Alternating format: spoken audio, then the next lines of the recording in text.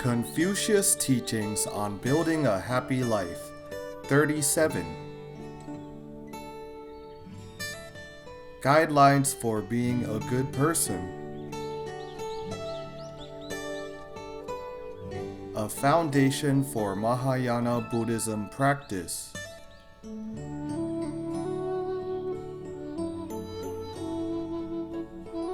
Validated by Master Dizigui.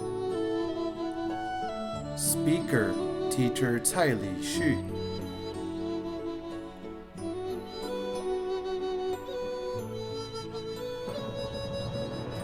Elaborating Dizigui in detail, 37.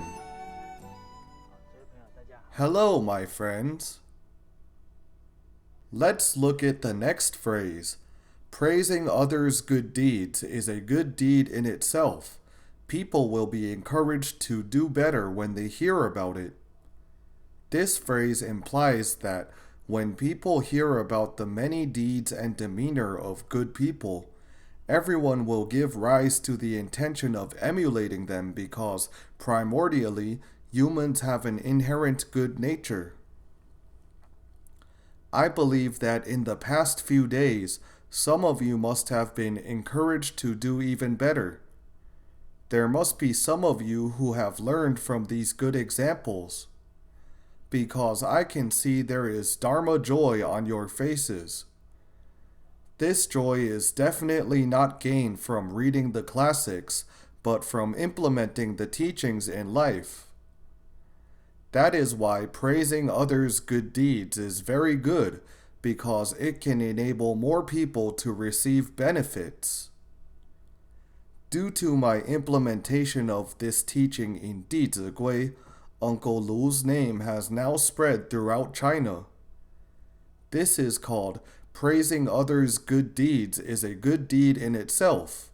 People will be encouraged to do better when they hear about it. As such, we must seriously imprint these good demeanors in our mind and share with others anytime, so people can have a role model to emulate or even find some good methods for their own problems. Next, publicizing others' wrongs is in itself evil. People will resent more and be driven to act even worse. When we publicize others' faults, the other party may feel very uncomfortable if he comes to know about it.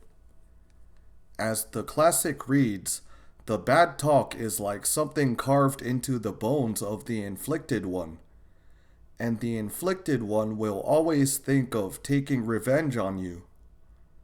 This is acting on impulse, and it is inadvisable. So we must not publicize others' wrongs, as we may end up making enemies.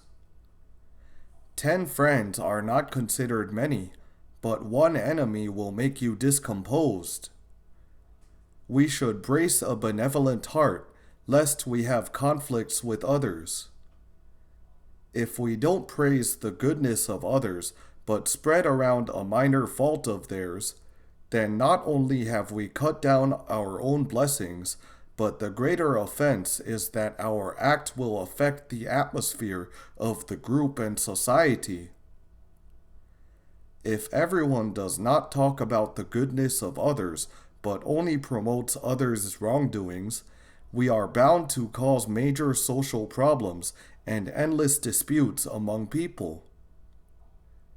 Therefore, we must consider that a person's speech and behavior are influencing the entire social ethos. One does not just create a bad affinity with the individual he affronts, but may offend the whole society. So we must be especially prudent with our speech. Next, when we exhort each other to do good, both our virtues are established. When we do not dissuade each other from doing bad, both our morals will be undermined. As we mentioned earlier, prior to exhorting each other to do good, we must first distinguish between good and bad, as well as true and false goodness. There are many methods to judge good and bad taught in Liao Fan's 4 lessons. Only when our judgment is correct can we exhort others. Otherwise, you may not necessarily benefit others if you cannot clearly discern rights from wrongs yourself. Ancient people, when faced with others' kind-intentioned advice, or when they heard of others' good words and acts, what kind of attitude did they adopt to accept it?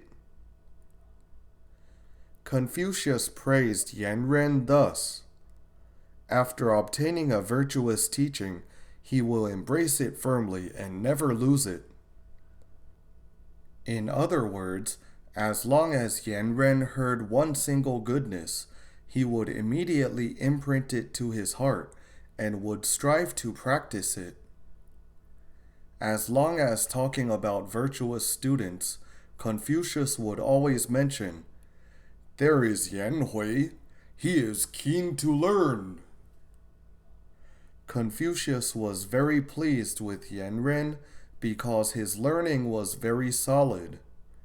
As long as the teachings had been imparted by his teacher, he would never forget to put them into practice. When we have such an attitude to acquire virtuous teachings, we can naturally establish our virtues. In ancient times, all officials were addressed as parent-like officers. Why were they called parent-like officers? For example, a county magistrate who interacts very closely with all the people in his county and is responsible for the education policy of the whole county, he has the obligation to educate the people in his county well. With the attitude of loving his people as much as loving his own children, he was thus addressed as parent-like officer. Of course, the local leaders must implement the teaching of exhorting each other to do good so that both parties' virtues can be established. This will allow the whole social ethos to become better and better. Do our current officials have this kind of attitude? They do. We must conceal badness and spread goodness. But why is the proportion not as high as in the past?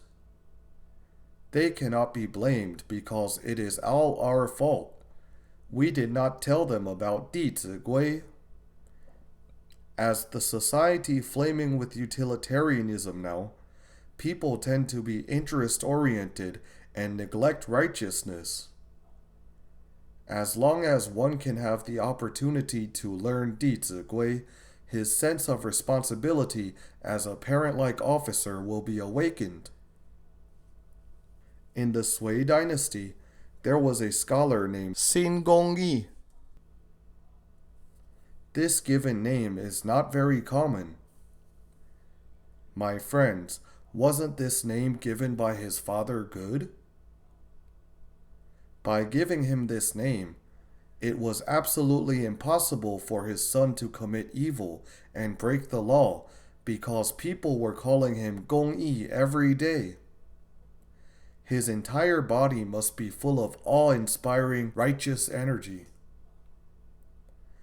Similarly, I have to be courteous since my father has given me this name. Xin Gongyi was a governor of Min State, which is now in Gansu province.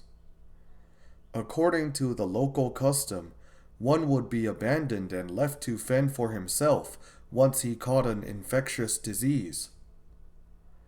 Gongyi viewed this as an extremely serious problem, since both filial piety and righteousness were completely lost. He took the initiative to bring those abandoned sick people back to his yamen and took care of them. Furthermore, he had many doctors come to treat them. When these sick people regained their health, Gongyi immediately asked their families to bring them home. He would then say to the family members, "I've been staying with your father for so long, and I'm still fine." the children would feel deeply ashamed. Gong Yi had awakened people's sense of shame with his virtue. Those people quickly took their family member home and attended to them. He had completely changed the ethos of neglecting filial piety and righteousness. The local people called him a loving mother and treated him like their own mothers. Not only had this loving mother helped their family members regain health, but what else had he also saved? Everyone's conscience. Without conscience, one would be a walking corpse even if he is still alive. As such, the ancient people would rather die than violate moral righteousness. We have cited many examples in these past few days' lessons. For instance, we quoted a child named Yu Gun, who was unwilling to abandon his older brother. So he stayed while all villagers had left. He took care of his brother alone. As the idiom goes, a good-hearted person will be blessed by heaven. His brother regained his health later. This is indeed an example of utmost sincerity can move a heart of stone. Thus, when we exhort each other to do good, both our virtues can then be established. When we do not dissuade each other from doing bad, both our morals will be undermined. If we do not dissuade others from doing bad when we can, we have not fulfilled our duty as a friend, a spouse, or as a child. In regards to when to exhort others, we should catch the right time and opportunity, as well as employ the correct method and attitude when we give advice. Since we have studied this in depth before, I will skip it here. When we are able to never expose others' shortcomings and never reveal others' secrets, further to praise others' good deeds to encourage them to do better, then a harmonious atmosphere will be formed. If a group can be very harmonious, this group is bound to be prosperous. So we must place harmony as a priority when we associate with a group. Then we can seize the opportunity to exhort others when the timing is right. As the saying goes, praise others' goodness in public, exhort their wrongs in private. This is to take care of others' self-esteem. Let's look at the next verse and recite it together once. Regarding taking and giving, the most important thing is to know the difference between the two. It is better to give more and take less. When I am about to do something unto others, I will ask myself if I would like others to do it unto me. If not, I will stop it immediately. I must repay the kindness of others and let go of resentment towards others. I will hold grudges less and repay kindness more. Regarding taking and giving, the most important thing is to know the difference between the two. What is taking and giving? For instance, when our family distributes something, we should consider the situation to determine everyone's share. If some members are financially more distressed, we should give more to them and take less for ourselves. When people have this kind of conceding attitude, family members will always be mutually considerate and courteous ceding, and will not have disputes over all matters. When a family is so harmonious, the whole clan is bound to thrive. However, once having the habit of contention, as we mentioned in an earlier class, within the family interactions, the contention and lawsuit is prohibited.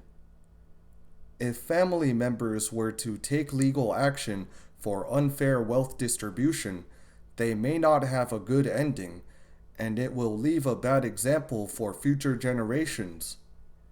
At that time, even if your family's wealth is counted in the millions, it will eventually be squandered. So try to concede if we can. The Zhou dynasty, because Taibo and Zhongyong had intentionally let their younger brother inherit the throne, was able to create 800 years of prosperity and enabled the people of the whole country to emulate the spirit of their filiality and fraternity. Generally speaking, people are afraid of ceding because they think they will have nothing left if they do so. We should not be short-sighted.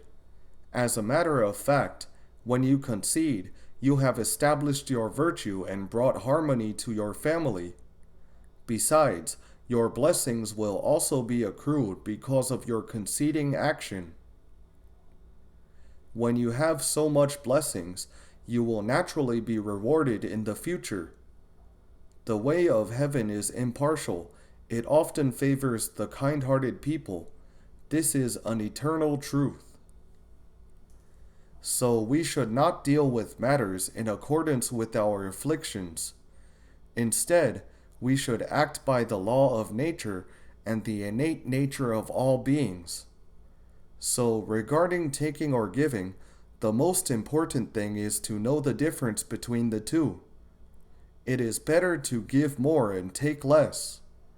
When I am about to do something unto others, I will ask myself if I would like others to do it unto me. If not, I will stop it immediately. When we don't want others to criticize, insult, and hurt us, we should not treat people likewise. Since the sense of justice and rationality is the same with everybody, we should not hurt, criticize, and blame others either. We should understand and feel others' sentiment with this kind of empathy. Emperor Tianlong of Qing Dynasty had a couplet which reads, "May all parents-in-law take 30% of their love for their daughter to love their daughters-in-law. May all the sons in the world use 70% obedience to their wives to obey their parents." This couplet is very philosophical. It gives us a great reflection. Let's look at the first line, "May all parents-in-law."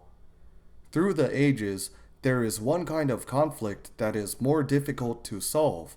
It is called the disputes between mothers-in-law and daughters-in-law.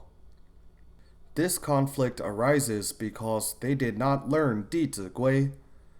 When I am about to do something unto others, I will ask myself if I would like others to do it unto me.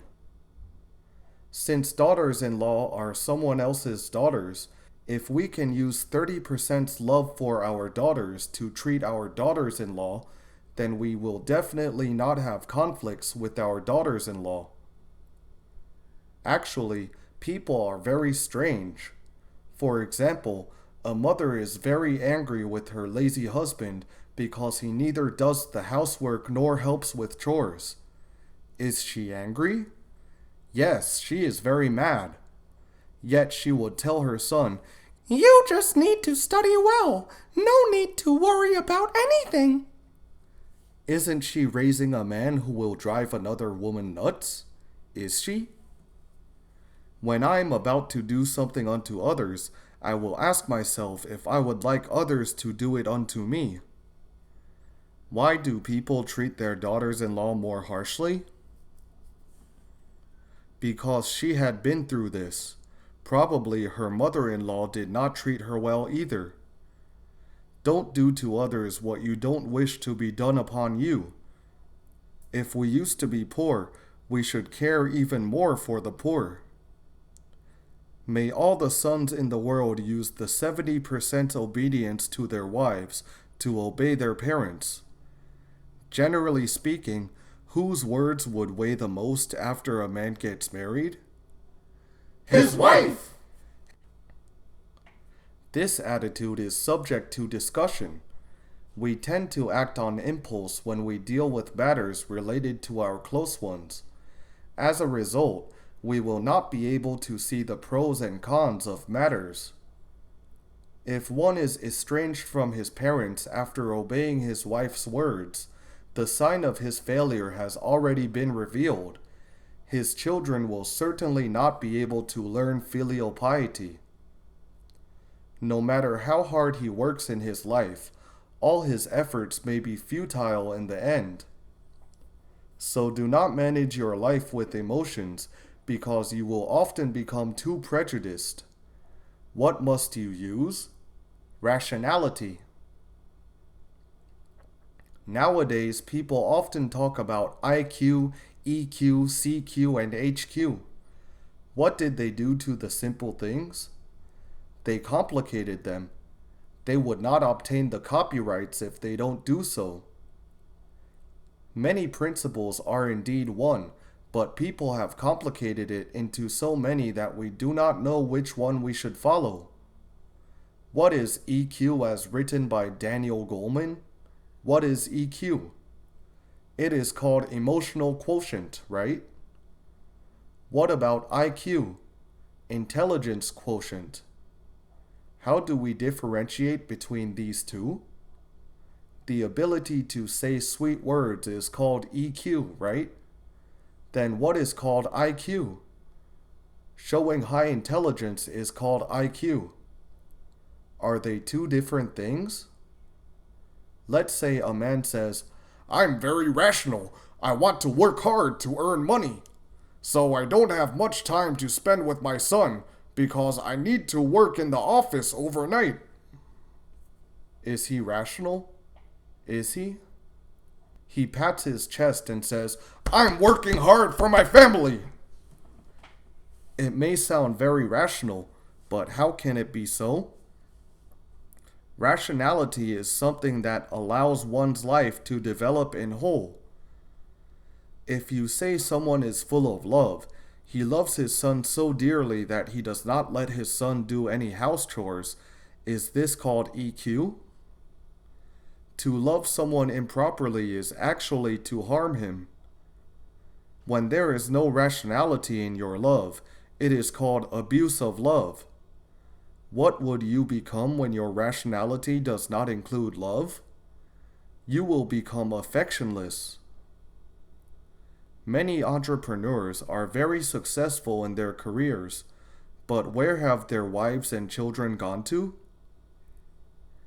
They are still in the dark, no idea why their wife says bye-bye and leaves them. Because the wife thinks it is impossible to communicate with him. So what is love? What is rationality?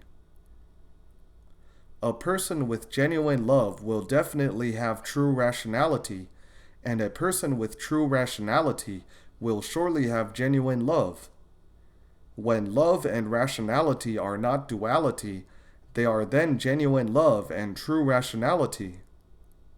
Genuinely, it is clear that there is only one true heart, but it has been interpreted into so many that we got totally confused, not knowing which way to go.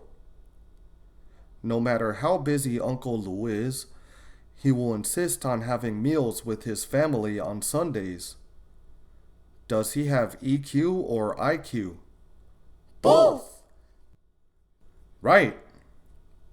He has genuine love and true rationality for his wife and children. He can then resolve all difficulties to manage his family. Only by learning the principles and attitudes of self-conducting from the saints and sages can we then live our life with genuine love, proper righteousness, and true rationality. My friends, do you think I am good at EQ or IQ? No need to struggle. Just follow what Dharma teaches instead of following what people say. Just learn honestly the sages' teachings in Dizigui and the 4 books, etc. Do not drill into the terminology, otherwise you will be lost in it and may not be able to get out. When I am about to do something unto others, I will ask myself if I would like others to do it unto me. If not, I will stop it immediately. With this rationality to feel others' sentiment, we will not exert something forcefully to someone. Let's look at the next verse. I must repay the kindness of others and let go of resentment towards others. In fact, when one can constantly be mindful of the kindness of his parents, teachers, elders, and all people, his spiritual life will certainly be very fulfilling. The foundation of one's happiness lies in love and gratitude. When one knows how to love and give, he will appreciate his own value and realize that it is more blessed to give than to receive. That is why we see many volunteers brimming with joy every day. Look, Miss Teresa Xuzhe is already 106 years old.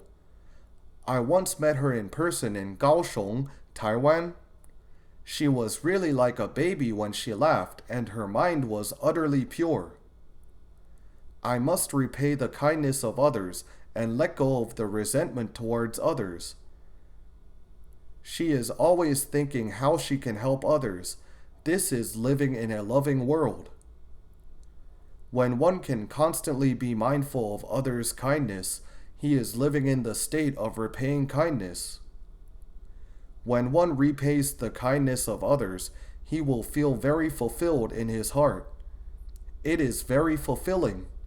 I have traveled to so many places over the past year and have finally gained a sense of comfort. I feel myself being very fortunate in this life, being able to follow in the footsteps of Teacher Yang, Uncle Lu, as well as our revered teacher, Master Jin Kong, to learn the teachings of ancient saints and sages. I am such a lucky person, so I hope to do something to make them happy. In over 1 year, I seem to be very busy, but my whole mental state is getting better and better. Living amidst gratitude is really different. When I look back, I feel that there is still such a sense of fulfillment. I remember Teacher Yang once gave me a red envelope. On it she wrote, "You've worked so hard, Teacher Tsai." After seeing it, I burst into tears on the spot, because being so fortunate in this life to embark on the path of propagating sage teachings, it is all attributed to Teacher Yang's help. Despite not being by my side, she has been giving me support and care in every aspect. Had she not conclusively left me in Haikou, I would not have this opportunity to forge myself. Moreover, Teacher Yang regards promoting saints and sages' teachings as her own duty, so she has mapped out a strategy. She has envisaged the early stage development and planned it well. I only need to do my teachings. For future arrangements, she has also put the best interests of us younger generation into consideration. Since we can learn alongside these good mentors, we must never forget their kindness. To repay the kindness of these elders, what is the best way? Respectfully practice based on the teachings. If I am giving a present to Uncle Lu, for instance, he may not need it. The most important thing is that we can follow his advice to practice Tao and establish our virtues. This can then bring him the greatest comfort. So we must always bear in mind the kindness of our parents, teachers, elders, as well as the saints and sages of thousands of years. Every time I read the stories of morality education, I could not help but cry uncontrollably, as if they had lit up my mind. The day I read about Zu Ti, who took all his relatives and friends to seek refuge together, he took care of hundreds of people and was traveling by foot since he let the elders ride on carriages and horses. His actions had made the elders in the village say, We are so old and can still encounter such a virtuous man. He is like our reincarnated parents, so we will have no regrets even if we die. I was deeply moved when I read this part. What is most lacking in our society now? It is love and care. When we are willing to follow in the footsteps of these sages, I believe we are also able to perform a good show like Tsai did. Since the saints and sages have illuminated our minds, we must strive to emulate them. I must repay the kindness of others and let go of the resentment towards others. It is inevitable for people to have conflicts, but we have also mentioned that wicked men must have something pitiful. They come into conflicts with others because they have never learned how to conduct themselves. We should first introspect ourselves. If we are not in the wrong, we should further tolerate them. We should not take the faults of others to heart every day. If we do, where are we keeping others' dirtiest things? In our cleanest minds. This is very silly. So when we are willing to forgive others, we are actually forgiving ourselves. When you take the faults of others to heart every day, you will surely feel uncomfortable. So we must not recollect past resentments and not despise wicked people. To the past conflicts, do not take them to heart. When we harbor resentment, can the other party feel it? Can they feel it? Yes, they can. You see, when you have grievance, will it show in your eyes and your expression? Certainly. Inner sincerity will reflect in your outward appearance. When you are insincere, of course it will appear outwardly as well.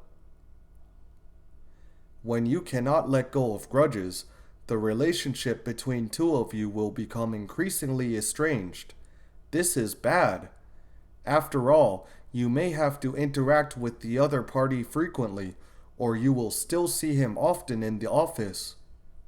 Hence, when two people cannot accommodate each other, they are likely to affect the harmony of a family or a group. Aren't you asking for trouble? An elder of mine, who is very talented, was asked to undertake many tasks in the company. Due to his excellent performance, he has received many awards. This had provoked jealousy among other colleagues. This elder said, "It is an honor to arouse jealousy in others, because only when you are capable can you make others jealous of you. So there is no need to get angry." He continued and said, "One of them particularly criticized me seriously, but I did not take it to heart. Later, he had to do one project, yet nobody helped him. I happened to have that skill, so I took the initiative to help him. When I offered my help, how did he feel? He was deeply ashamed of his past deeds." Afterwards, they became good friends. It is better to resolve an enmity than to entwine it. After befriending him, this elder of mine came to realize that the reason one often criticizes others is because he has indignation in his heart. Why did his colleague have indignation in his heart? Perhaps his growing up years or his current family has made his mind unable to settle down. He has a lot of pains inside which are not properly dealt with. As this elder of mine was broad-minded, did not fuss about trifles, he further took the initiative to help this colleague. This righteous friendship has resolved the bottlenecks in his life. In addition, this elder has guided him to rectify his thinking and perspectives in life. regardless of what affinities have brought us together, as long as our mind remains impartial and compassionate, I believe any bad affinity will be transformed into good ones. So we must treat our resented ones and loved ones equally. Only when we can truly treat our resented ones and loved ones equally can people be convinced deeply from the bottom of their hearts. Let's take a look at this idiom. Which ones is placed in front? The resented ones. Treat our resented ones and loved ones equally. So we must broaden our mind.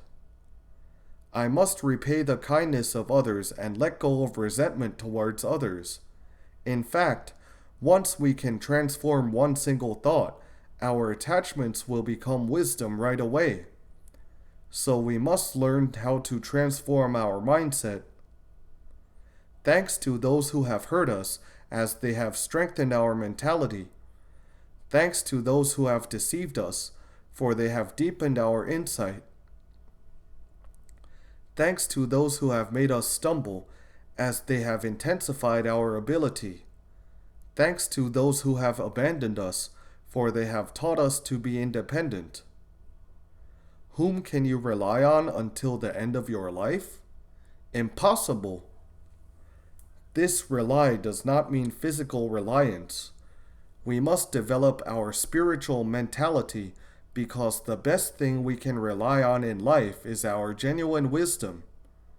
So thanks to those who have reprimanded us because they have increased our concentration and wisdom. So when my parents instruct me, I must listen respectfully.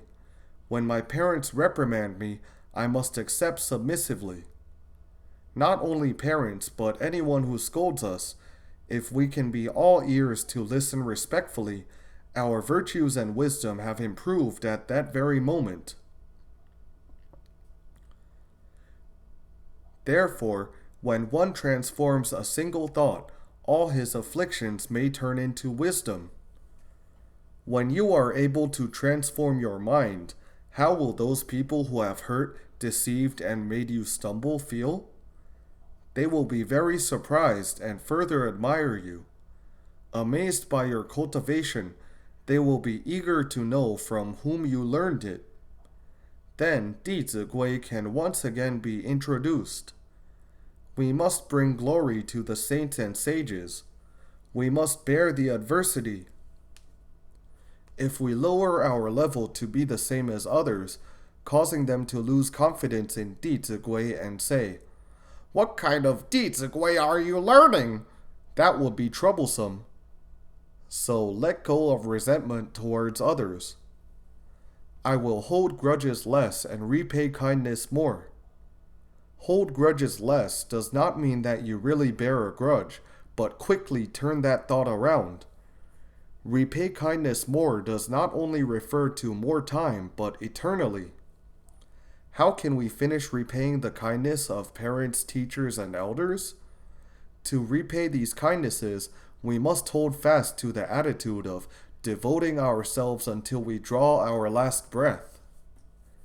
When I utter this verse, did you feel your mind suddenly emit light? As I told you before, my heart had illuminated twice in my high school days. The first time was when I heard the sentence written by Mr. Fan Zhongyan in the Reminisce of Yueyang Tower. Be the first to worry about world affairs and the last to enjoy happiness. The light in my heart suddenly flashed for about 5 to 10 seconds, but I continued to doze off again because I had not opened my mind to Wen Yan Wen. When I read the verse of Kong Min's petition for northern expedition, never cease to devote oneself wholeheartedly until one's last breath, I suddenly emitted light again. However, the light must be able to last, so we should not let the sage's teachings slip again. I would not let it slip again. When I missed it, I felt very uncomfortable, for it took over 10 years for me to encounter it again. I remember when we were teenagers, Very often, for creating new poetries, we distress ourselves purposely. We immersed ourselves in many painful feelings. For not understanding the truth, we also sang those love songs very painfully. As no one was there to guide us, we had wasted such good youth. There are causes and conditions in everything. I must have a very deep affinity with those ancient sages. I told my friends, if there were past lives, I must have been the soldier who had served meals to Kong Ming, because I felt heartache seeing Kong Ming ate less day by day. In the movie Romance of the Three Kingdoms, when I saw that Kong Ming could not hold the pen firmly and he did not eat the meals served by his soldier, I broke down in tears when I saw that scene. Since the saints and sages had performed these good shows with their sincerity, we must earnestly emulate them. Hence, I will repay kindness more. It is because of these kindnesses we are able to steer our life into such a promising direction.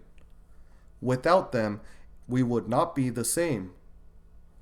Holding on to this attitude, we will then spare no effort to fulfill our duties, so those who have bestowed kindness upon us will be happy to see our personal development in life. Let's read the next verse. Treating maids and servants, I should act nobly and decorously. Even so, I still look after them kindly and generously. Using force to make people submit will not make their hearts agree. Only using reason to make people submit can there be no complaint. Treating maids and servants, I should act nobly and decorously. The maids and servants here has their extensive meaning. For instance, the employees hired by our family are considered to fall under this range. Since they serve us by means of labor, we should also respect their effort equally.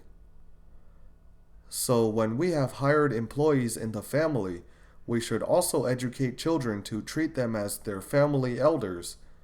We must not let children become snobs from an early age, or else their impartial and respectful mind will not possibly be established. We must be prudent. Even if he is a chauffeur, children should still address him uncle. In this way, children will then not lose a respectful mind. It is a rare affinity to be able to stay under one roof. We should be more considerate and take care of each other. For example, during the Chinese New Year, most of daughters-in-law, sons, and grandchildren will go back to their parents' home. The daughters-in-law are usually very busy with their lives because many of them are working women. They are so busy and tired with their work. Finally, New Year comes. But how do they feel during the family reunion? Even more tired. The workload is even heavier than that at work. As a mother-in-law, we must be able to emphasize with the toil of the daughters-in-law. We should not say that it is the job of a daughter-in-law, she ought to do it. We must assess the situation before delegating work to her. It is now very convenient to order a New Year's Eve dinner. If the daughter-in-law has been really busy and tired, we can order some dishes so that everyone can get together for a reunion meal. Then a happy and relaxing reunion for everyone can be achieved. The daughter-in-law will feel that her mother-in-law is really thoughtful of her. When you love her, she will love you too. As the saying goes, those who love others will always be loved. Those who respect others will always be respected. As a matter of fact, is it difficult to get along with others? How would it be so complex? It is just us who get ourselves into a blind alley. Of course, when the mother-in-law did something thoughtful to the daughters-in-law, what should the daughter-in-law do? She should respond with some sweet and appreciative words. For instance, When you walk out of the house, it happens that everyone is there. You can say to everyone, "My mother-in-law is superb. She helped me with this and that." How will the mother-in-law feel when she hears this? She will be elated. This is called utter sweet and appreciative words. When everyone can utter sweet and appreciative words, everyone will be happy and help each other. We will stop here today. Thank you, everyone. For MP3 and full transcripts, please visit mahayanapureland.org. Welcome to Circulate.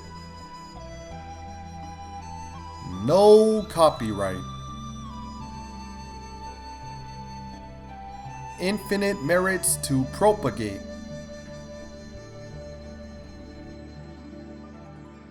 Filial to parents, respect to teachers. See you again.